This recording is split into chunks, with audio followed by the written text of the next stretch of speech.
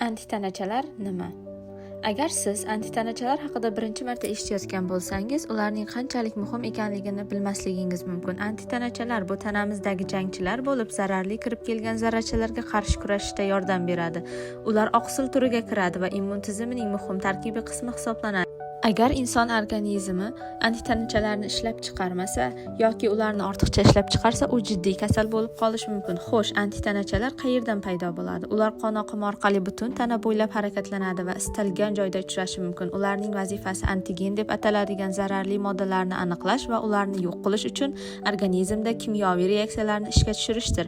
Antigenlar immun javobni qo'zg'ata oladigan begona moddalardir. Ular viruslar, zamburug'lar, bakteriyalar bo'lishi mumkin. Shuningdek, zararli moddalar, kimyoviy birikmalar va boshqa begona zarrachalar bo'lishi mumkin. Hatto chang, gulchangi yoki ayrim oziq-ovqat kabi allergenlar ham antigen hisoblanadi va allergik reaksiyalarni keltirib chiqaradi. Antitanachalar antigen paydo bo'lganda immun tizimi tomonidan ishlab chiqariladi. Xo'sh, antitanachalar qanday ko'rinishga ega? Antitanachalar yana immunoglobulinlar deb ham ataladi. Ular odatda Y shaklida bo'lgan oqsillar bo'lib, 4 ta polipeptid zanjirdan tashkil topgan. 2 ta bir xil yengil zanjir va 2 ta bir xil og'ir zanjir. Yengil va og'ir atamalari faqat ularning o'lchamiga bog'liq, kichik va katta. Bu 4 ta zanjir o'zaro disulfid ko'priklari, ya'ni bog'lari orqali bog'langan. Antitanachalarning har bir qo'li uchida antigen bilan bog'lanish joylari mavjud. Bu joylar begona antigenlarga hujum qilishda juda muhim rol o'ynaydi. Fermentlardagi qulf kalit mexanizmiga o'xshab antigenlar bog'lanish joyining shakli aynan ma'lum bir antigenga mos keladi.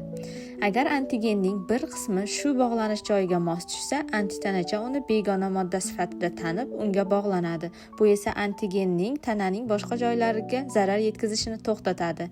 Har bir antitanachada 2 ta bir xil bog'lanish joyi bo'ladi, ya'ni u bir vaqtning o'zida 2 ta bir xil antigen bilan bog'lana oladi. Millionlab antitanachalar mavjud bo'lib, ularning uch qismi tuzilishi biroz farq qiladi va har biri turli antigenlarga bog'lanadi. Bu juda katta xilma-xillik immun tizimiga turli xil antigenlarni aniqlash imkonini beradi. Antitanacha antigen bilan bog'langanda, u antigenlarning hujayralariga kirishini yoki ularga zararlanishini to'xtatadi. Bu jarayon neytrallanish deb ataladi. Bundan tashqari, antitanacha antigenni immun tizimining boshqa qismlari tomonidan hujum qilinishi uchun belgilab qo'yadi.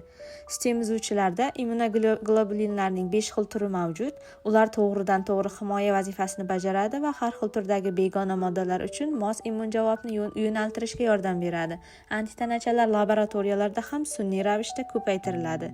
Xullas, bizni begona antigenlardan himoya qiladigan jangchilarga o'xshash Y shaklli antitanachalar mavjud. Ular deyarli bir xil bo'lib, faqat antigen bilan bog'lanish joylarining shakli biroz farq qiladi.